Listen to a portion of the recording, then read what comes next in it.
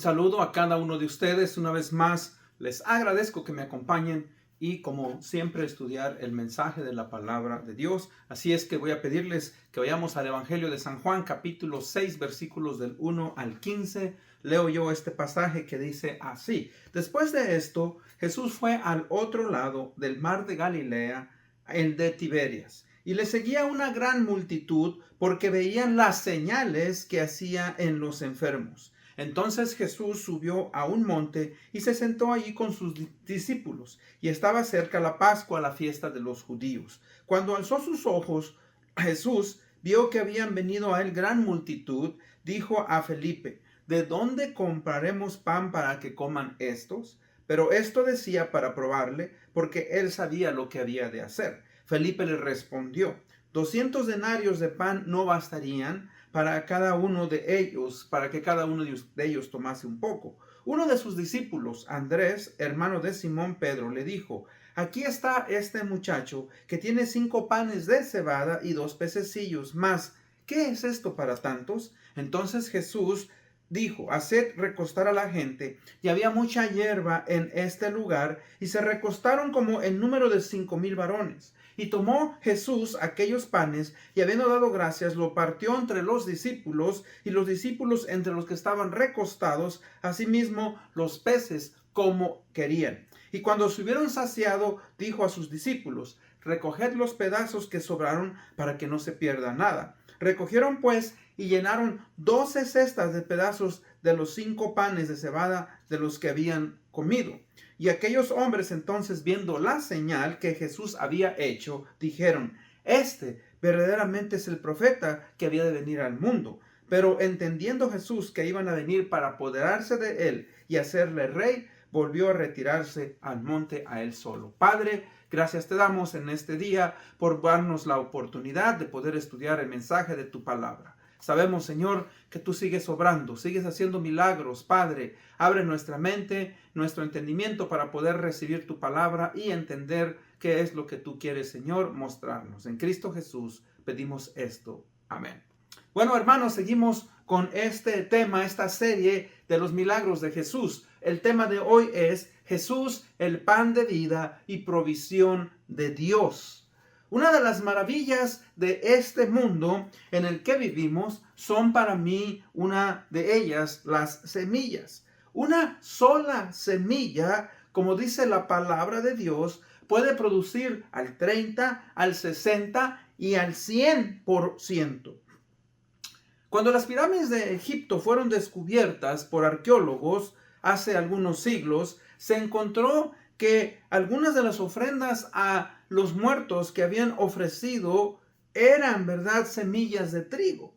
Mientras que estas semillas de trigo estuvieron ocultas de la tierra por milenios, aquellas que fueron plantadas en la tierra y fueron fértiles, se reprodujeron a miles, millones y billones de semillas. Ahora, esto es un proceso natural por parte de Dios que ha dado en la naturaleza para la reproducción de las plantas. Pero en el milagro que hoy vamos a estudiar, podemos ver que Jesucristo reproduce el pan y los peces en cuestión de segundos y alimenta a una gran multitud de personas, de más de 5,000 personas. Ahora, el texto dice 5,000 varones, pero recuerde, con estos varones viajaban aquellos que eran casados, posiblemente sus esposas, niños y otras personas. Entonces algunos creen que eran alrededor de más de unos 10,000, si se puede decir. Esta señal o milagro es uno de los pocos milagros que se encuentran en los 4 evangelios. Usted lo puede encontrar en los 4 evangelios. Ahora, esto nos lleva pues a pedirle a Dios, o que cada vez que nosotros pedimos a Dios por un milagro, o que Dios lo va a hacer aunque nosotros no pidamos, vamos en cierta manera a encontrar ciertos obstáculos, y esta señal es una de ellos. Ahora recuerde, para Dios no hay obstáculos. Dios puede hacer lo que Él quiere. De hecho, Él ha hecho este universo, este mundo, todo lo que existe por el poder de su palabra. Entrando pues en este tema, vamos entonces a ver primeramente, punto número 1, maneras en las que podemos ver los obstáculos. Dice el texto, después de esto, después de haber sanado, si usted recuerda, al paralítico y, ¿verdad?, de haber argumentado sobre el día de reposo, él les dijo que era el día de reposo. Fue Jesús al otro lado del mar de Galilea, también conocido como el mar de Tiberias. Dice, y le seguía una gran multitud. Ahora, nos dice la razón por la cual le seguían. La razón dice, porque veían las señales o los milagros que hacía en los enfermos.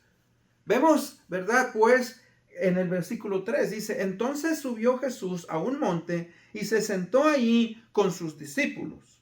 Y estaba cerca la Pascua, la fiesta de los judíos. Nos habla de un evento importante. Cuando alzó Jesús los ojos y vio que habían venido a él gran multitud, dijo a Felipe, uno de los discípulos, ¿de dónde compraremos pan para que coman estos? Pero esto decía para probarle, para ver dónde estaba su fe, porque él sabía lo que había de ser. Cristo ya había determinado qué iba a hacer.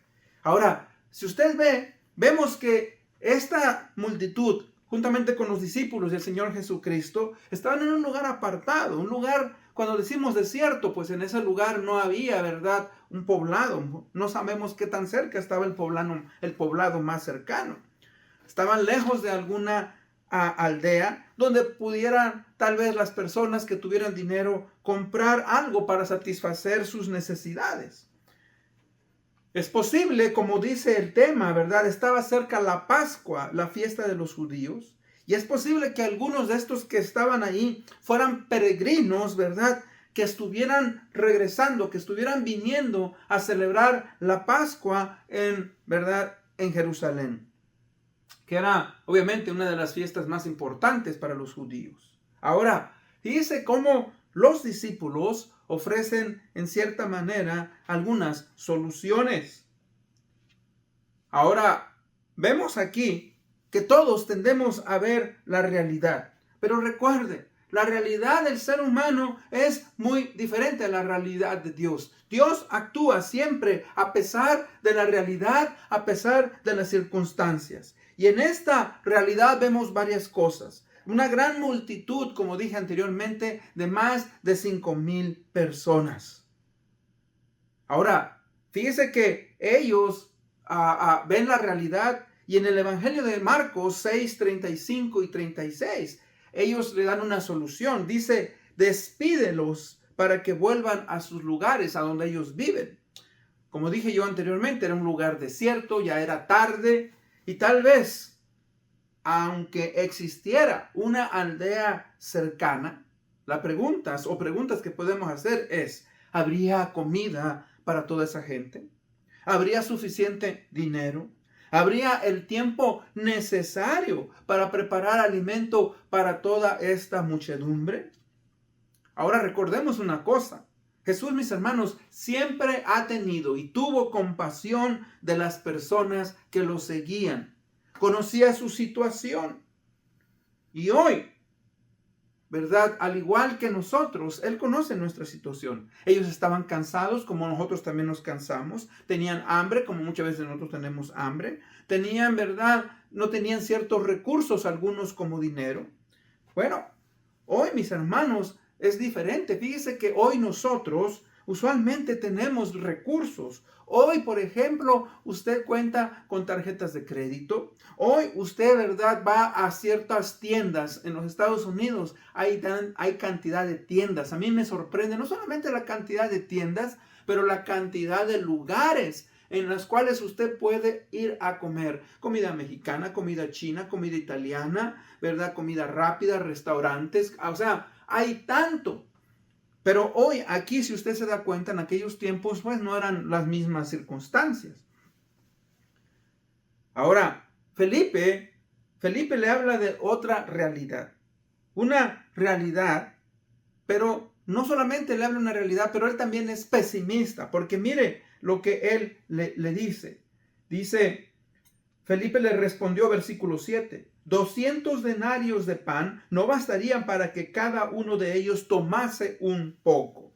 O sea que él más o menos hizo sus cuentas en el momento desde que él vio y Dios le dijo de dónde compraremos. Él hizo sus cálculos. Un denario era, según sus cálculos, o en aquel tiempo, era el pago del día de un trabajo. Con un denario entonces podrían comprarse alrededor de 25 panes para alimentarlos.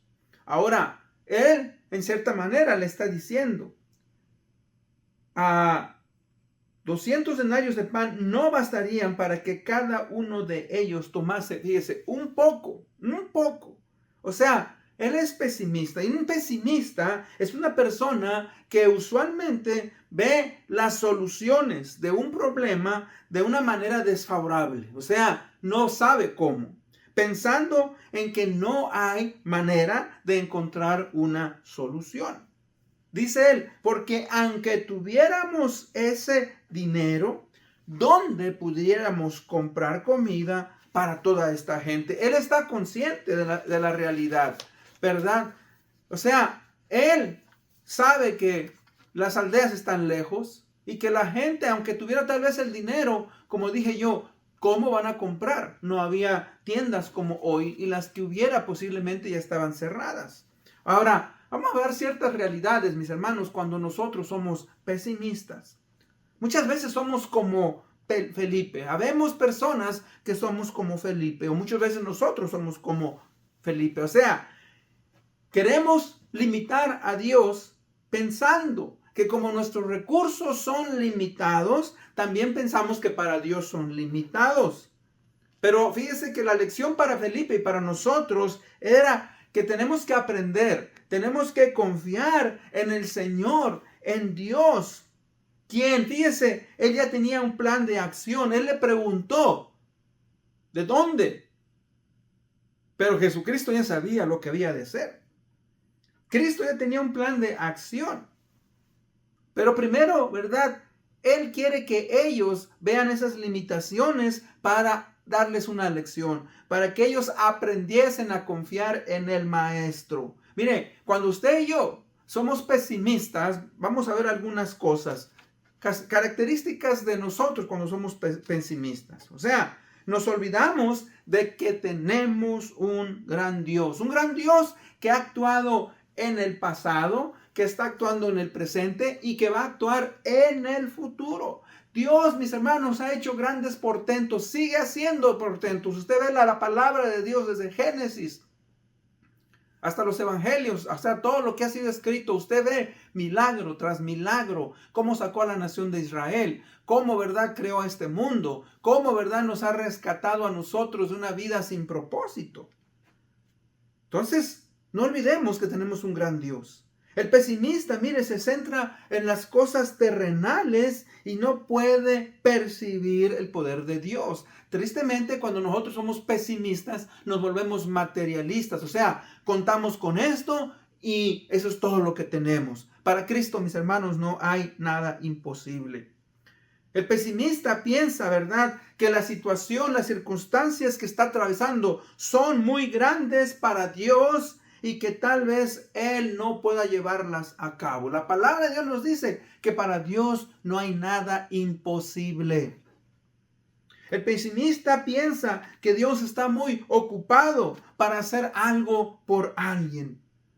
Algunos de los discípulos, cuando fueron a buscar al Señor Jesucristo, le decían, no molestes al Maestro, déjalo.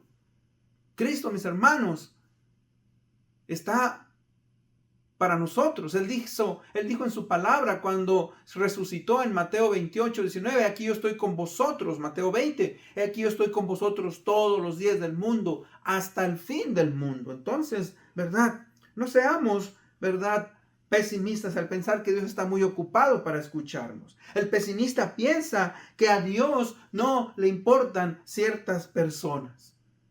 Ellos los vieron a estos discípulos, a estas personas y le dijeron, despídelos para que vayan y compren ellos mismos. Pero Cristo, como dije yo anteriormente, es misericordioso. Cristo conocía sus necesidades. El pesimista puede confiar, fíjese, más en sus propios recursos o en las personas que conoce que en el mismo Dios. Tengamos cuidado. Tengamos cuidado porque a veces confiamos más en nuestras posesiones, en nuestro dinero, en lo que tenemos, que en lo que Dios, ¿verdad?, puede hacer.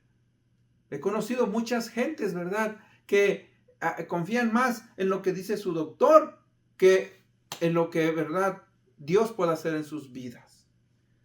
Ahora, vemos en el versículo 8, dice: uno de los discípulos, Andrés, hermano de Simón Pedro, le dijo: he aquí un muchacho que tiene 5 panes de cebada, 2 pececillos, ¿mas qué es esto para tantos? Ahora, Andrés tiene una mejor solución.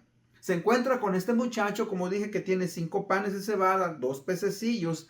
Dice él: ¿más qué es tanto para ellos? Dice que aquí hay una solución, pero limitada para Andrés. Ahora, él, en cierta manera, le está diciendo: Señor, aquí está esto, no sabemos qué podemos hacer esto con ello. Ahora, él deja en las manos de Jesucristo, que sabe, ¿verdad?, que puede tener un mejor plan. Y claro que tiene un mejor plan.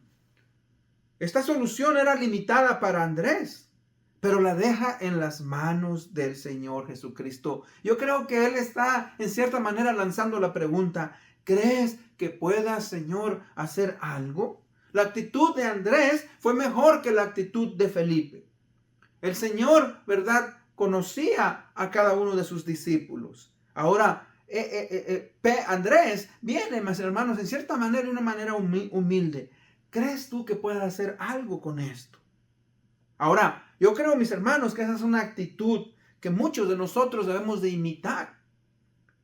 Claro que debemos estar conscientes de nuestras limitaciones, pero también hay momentos en los cuales debemos de humillarnos y decirle a nuestro Dios: Señor, yo tengo limitaciones, pero tú, Señor, puedes hacer más de mis limitaciones. Tú eres todopoderoso, tú eres Dios. Claro que sí, debemos de conocer nuestras limitaciones, pero también, hermanos, debemos de dejar que el Señor haga los cambios o los milagros que Él quiere hacer en nuestra vida. La pregunta que debemos de hacernos es: Señor, ¿cómo puedes usarme a pesar de mis limitaciones?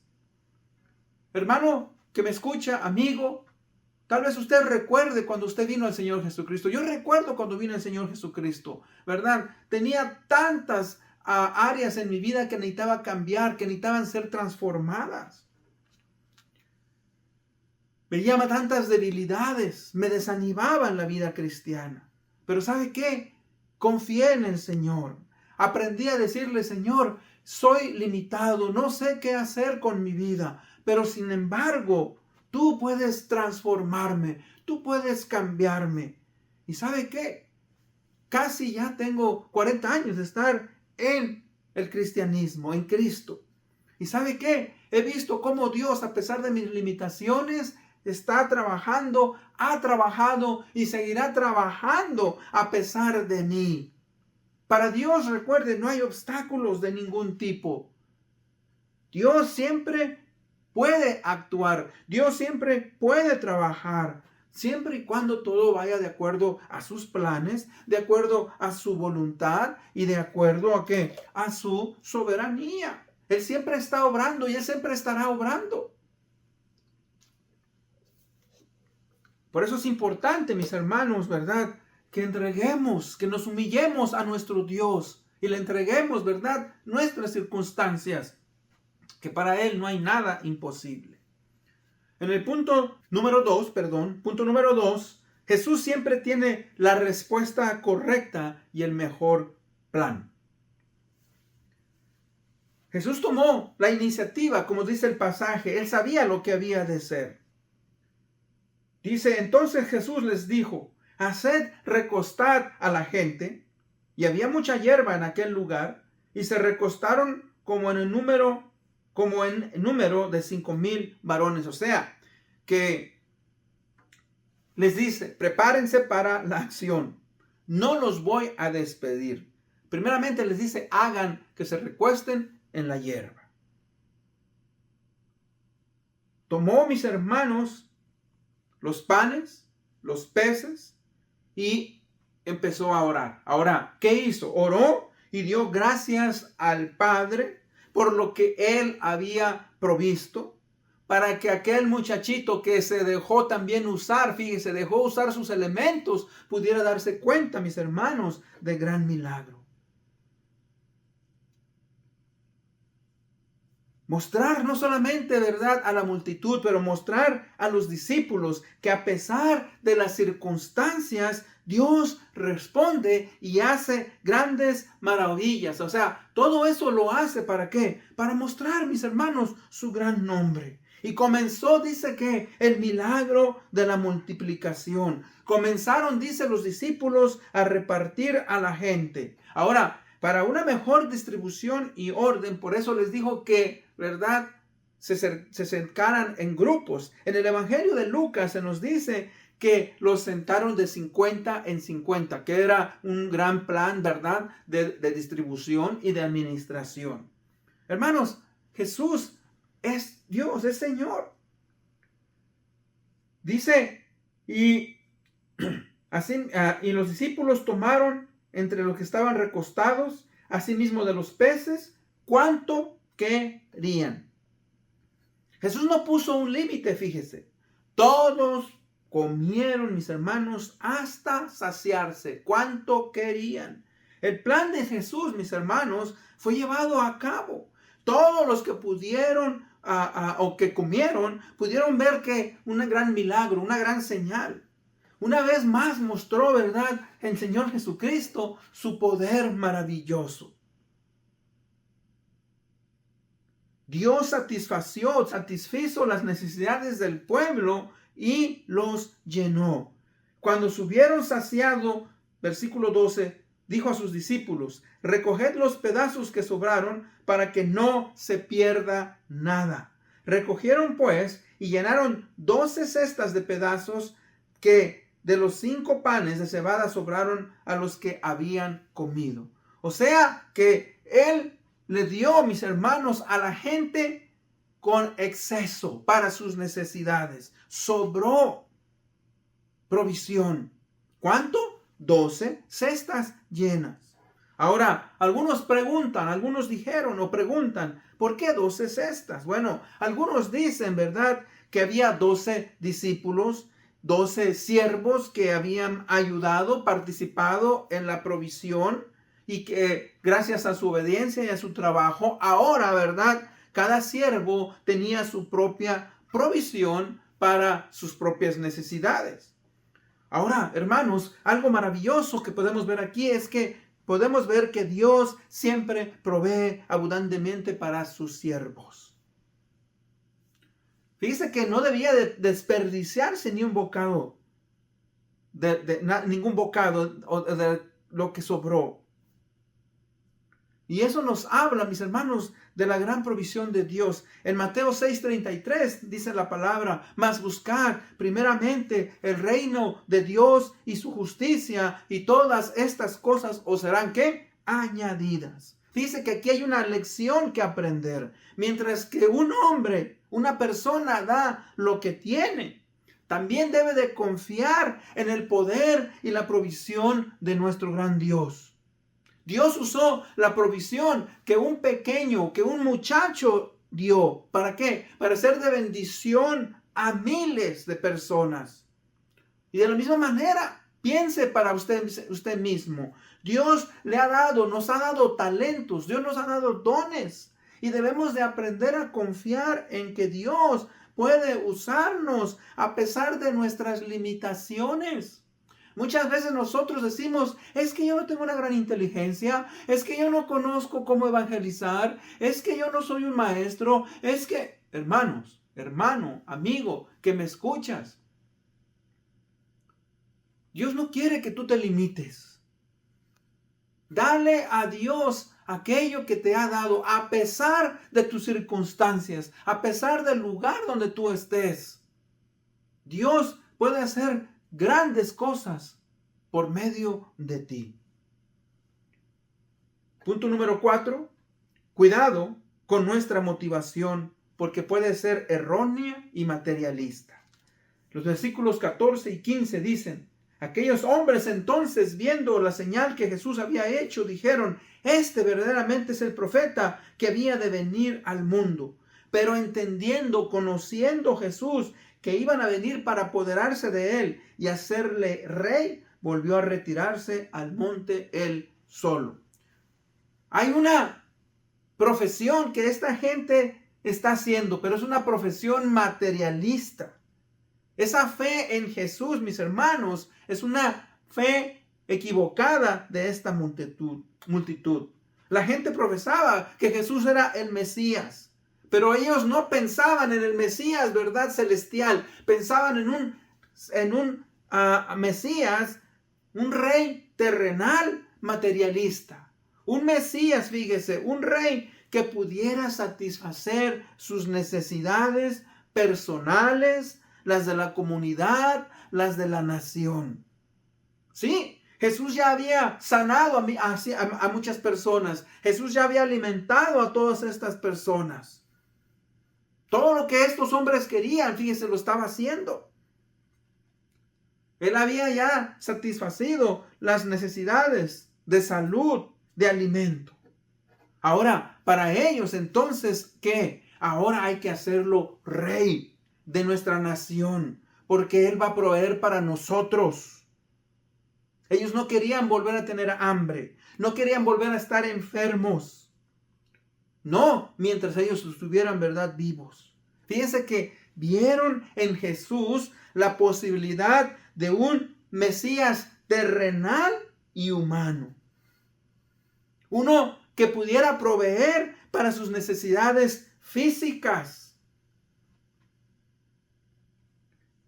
Jesús, mis hermanos, más adelante en el mismo capítulo 6, versículo 26, les dice lo siguiente. Respondiendo Jesús les dijo: de cierto os digo, que me buscáis, no porque habéis visto las señales, sino porque comisteis el pan y os saciasteis. Tristemente esa es la condición del ser humano. Mucha gente viene a Dios, viene buscando, ¿verdad?, salir de sus problemas, tanto económicos, tanto matrimoniales, de salud, de problemas en abusos de droga, en alcoholismo, problemas en la familia, qué sé yo. Nuestra motivación principal muchas veces no es honrar al Señor Jesucristo. Y recuerde, claro que Él nos va a hacer muchos milagros en nuestras vidas. Pero Él quiere que usted y yo le hagamos Señor de nuestra vida. No porque recibimos cosas, sino para que nosotros le honremos y le glorifiquemos. Esa debe de ser la verdadera motivación por la cual usted y yo buscamos a Dios. Ahora, Dios es muy bueno, fíjese, como leía yo en Mateo 6:33, mas buscar primeramente el reino de Dios y su justicia, su rectitud moral, y todas estas cosas serán añadidas. Nuestra motivación es buscar, honrar y glorificar a Dios. Y Él en su bondad, mis hermanos, va a proveer para nuestras necesidades físicas, pero más que todo para nuestras necesidades espirituales. Debemos de cambiar muchas veces, ¿verdad?, nuestra perspectiva por la cual venimos buscando a Dios, por la cual queremos que Dios, ¿verdad?, trabaje en nuestras vidas y haga, ¿verdad?, milagros. Estas personas tenían una mala motivación, y tal vez usted y yo hemos venido a Dios con una mala motivación, y pidámosle perdón. Pero recuerde, Dios, ¿verdad?, quiere que le busquemos de corazón para honrarle y glorificarle.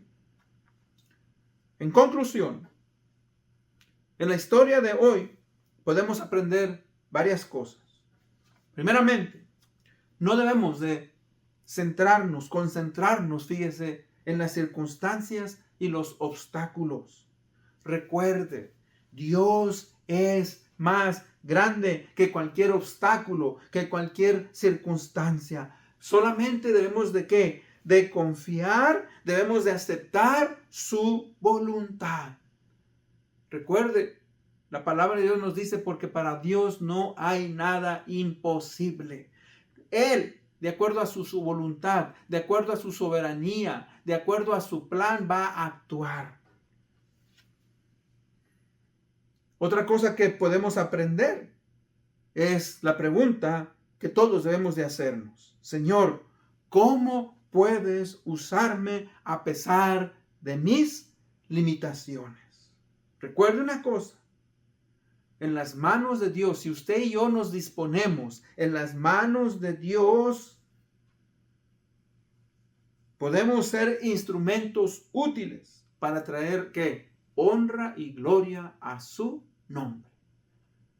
Reconocemos nuestras limitaciones y se las entregamos a Dios. Y le decimos, Señor, esas son mis limitaciones, pero tú puedes usarme a pesar de esas limitaciones. Todo lo que tenemos que hacer es, ¿verdad?, ser dispuestos a obedecerle. Y por último, recordemos algo muy importante. Cristo es el verdadero pan de vida. En Él está la verdadera vida eterna. Los judíos, después de salir de Egipto, comieron maná. El maná era pan del cielo que descendía del cielo. Ellos comieron maná por 40 años. Y recuerde, ¿verdad? En el día antes del reposo recogían lo doble. Y ese maná, hermanos, no se pudría. Pero ¿sabe qué? A pesar de que todos estos judíos comieron de ese maná, todos murieron. Ahora, Cristo, mis hermanos, amigos, es el verdadero pan de vida. En Juan 6, 33, 35 de ese mismo capítulo nos dice, porque el pan de Dios es aquel que descendió del cielo y da vida al mundo. Hablando de él mismo, le dijeron, Señor, danos siempre este pan. Jesús les dijo, yo soy el pan de vida, el que a mí viene nunca tendrá hambre y el que en mí cree no tendrá sed jamás. Él está hablando, ¿verdad?, de que Él es el único que puede satisfacer nuestras necesidades espirituales. Estamos apartados y perdidos sin el Señor Jesucristo. Todos vamos a morir. Por eso Cristo Jesús murió, para que tuviéramos vida eterna y estemos con Él por la eternidad. Con eso en mente, pues vamos a orar para ser despedidos. Padre, gracias te damos en este día. Gracias porque, Padre, podemos ver un milagro más de nuestro Señor Jesucristo. Gracias porque tú eres bueno, misericordioso, porque tú nos amas y nos bendices. Te amamos, te honramos y te pedimos, pues, Señor, que nos uses a pesar de nuestras limitaciones, a pesar de la realidad que nosotros podemos ver. Gracias, Señor, porque tú eres el verdadero pan que bajó del cielo para darnos salvación y vida eterna. Esto lo pedimos en el bendito nombre de Cristo Jesús, nuestro Señor y Salvador. Amén. Una vez más les agradezco. Gracias por haberme acompañado. Hasta la próxima.